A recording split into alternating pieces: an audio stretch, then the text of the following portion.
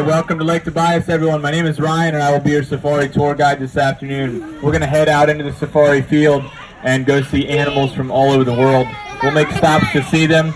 Nice to meet you, Ryan. We'll make stops to see them and get you close. You might be able to pet a couple of them. Just be aware that they do have large horns. So if we do get to some of those animals, I'll try to warn you again, but be aware that they can pinch fingers. So for those reasons, while the bus is moving, I ask that you guys remain seated, bottoms on the seats and hands inside the bus. If you can do that, we'll get started and go see some animals. You guys ready to go? Yeah! Okay.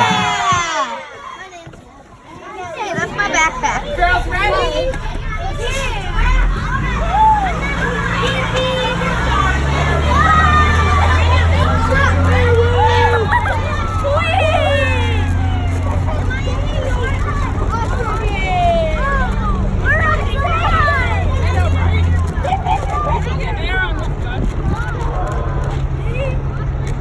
We have two types of flightless bird out here. Over on your left, you'll see some rheas, and in just a second, you're going to see a rhea on a nest. Rheas are the fourth largest flightless bird in the world. They come from South America, and they stand about 5 feet tall. Once I do stop, you guys on the right can stand up to get a look over here at this fella on the left. He's sitting on a clutch of eggs, and it is a male bird. It is, in fact, the males that sit on the eggs and incubate them for about a month and a half until they hatch out. His eggs look like this one up front here. This is what he has underneath him, probably about 20 eggs right now. The girls lay the eggs. They'll lay 15 to 25 eggs, and then that's the last they had to do with raising the young. It is the male birds who incubate them. Once they hatch out, it's the males who watch over them for about the next year until they're old enough to fend for themselves. So if you come back later in the summer, you'll see dozens and dozens of little rhea chicks and a couple adults watching over them. That will be the males. They do so collectively. They form a big daddy daycare and keep a better eye on their young that way. While we're stopped here on your right side, there's our white-tailed deer enclosure. You guys know what white-tailed deer look like? You should. They're very abundant. I don't think you guys live that far away from here. In Pennsylvania, we have a very high density of white-tailed deer, and they are actually our state mammal. Now, if you see them, point them out to your friends. They're named for the white underside on their tail. They use that tail to communicate when they travel in herds. They'll put it up and flick it if they feel threatened. They can enlarge it about 4 times in size, and they call that flagging.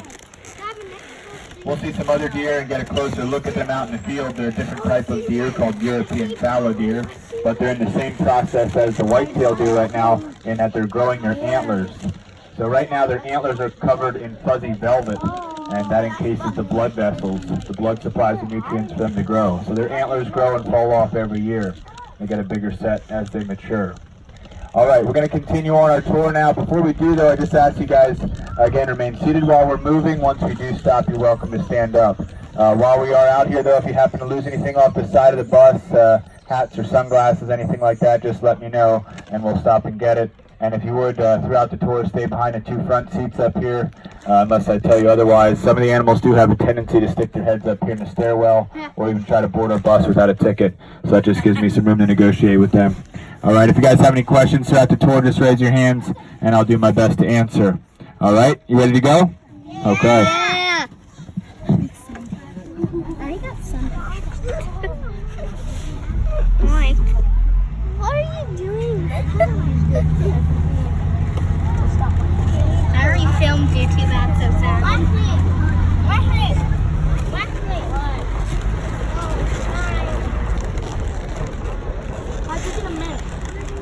We also have some cool wild birds out here. On your right is a red-headed woodpecker just inside the white-tailed deer enclosure.